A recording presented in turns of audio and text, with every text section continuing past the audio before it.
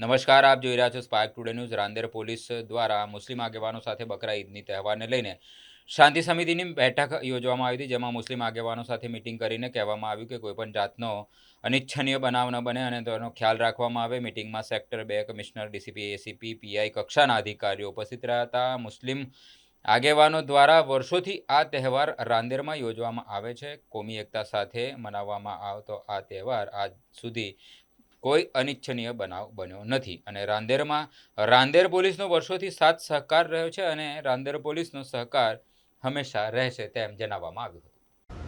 આજરોજ Rander police station ખાતે સુરત શહેરના માનનીય સેક્ટર 2 શ્રી મહેન્દ્ર બગડિયા સરની હાજરીમાં રાંદેર વિસ્તારના શાંતિ સમિતિના સભ્યોની એક મિટિંગનું આયોજન કરવામાં આવેલું.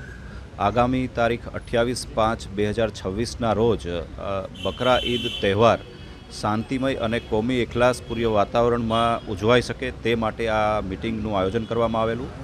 તમામ લોકોને પોલીસ તરફથી જરૂરી સૂચનાઓ આપવામાં આવેલ તેમજ તકેદારીના ભાગરૂપે જે પણ કાર્યવાહી કરવાની રહે છે તે અંગે ચર્ચા વિચારણા કરવામાં આવેલી અને આગામી દિવસોમાં કોઈ પણ પ્રકારનો અનિચ્છનીય બનાવ ન બને તે માટે પોલીસ સજ્જ છે અને એ અંગેની તમામ ચર્ચા વિચારણા પણ કરવામાં આવેલી.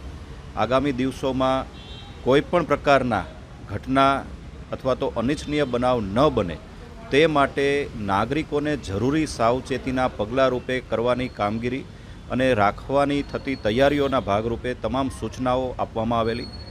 સુરત શહેરના નાગરિકો માટે અને તેમની સુરક્ષા માટે કટિબદ્ધ છે અને આગામી સમયમાં કોઈ પણ પ્રકારની પરિસ્થિતિ બગડવા ન પામે અને કોમી એખલાસભર્યું વાતાવરણ જળવાઈ રહે તે માટે જરૂરી ચર્ચા વિચારણા કરવામાં આવેલી.